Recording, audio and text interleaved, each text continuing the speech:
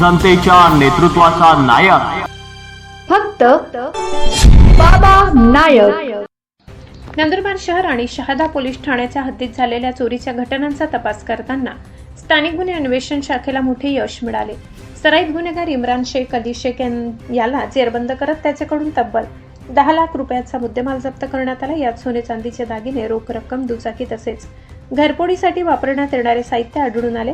इम्रान शेख याच्यावर नंदुरबार जिल्ह्यासह धुळे, नाशिक आणि गुजरात राज्यात विविध गुन्हे दाखल आहेत। नंदुरबार जिल्ह्यात त्याने 4 ठिकाणी घरफोडी केल्याचे तपासात उघड झाले असून त्यामुळे 4 गुन्ह्यांचा उलगडा झालाय।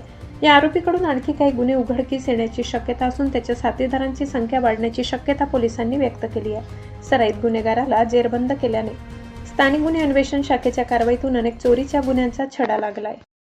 नंदुरबार शहर पोलीस ठाण्याला 744/2026 BNS कलम 331(4) आणि 305 प्रमाणे 8826 ला एक गुन्हा दाखल करण्यात आला होता।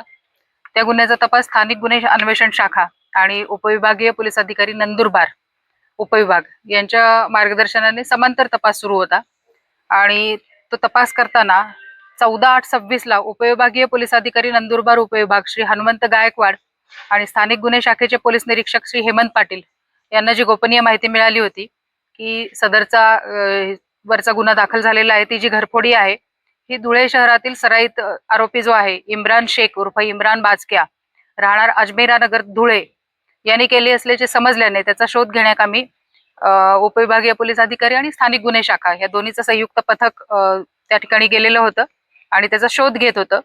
तो नंदुरबार ते नवापूर रस्त्यालगत एका पत्र्याच्या शेडमध्ये तो आपल्याला मिळून आला आणि त्याने घरफोडी आणि चोरीतील एकूण 10,02,126 इतक्या किमतीचे सोने चांदीचे दागिने, रोख रक्कम, मौल्यवान वस्तू आणि 2 दुचाकी वाहनं, घरफोडी करण्याकरता वापरलेले साधन साहित्य आणि स्वतःची ओळख लपवण्यासाठी ज्या काही वस्तू वापरात येतात त्या सर्व जप्त करण्यात आलेला आहे। जनतेच्या नेतृत्वाचा नायक फक्त बाबा नायक।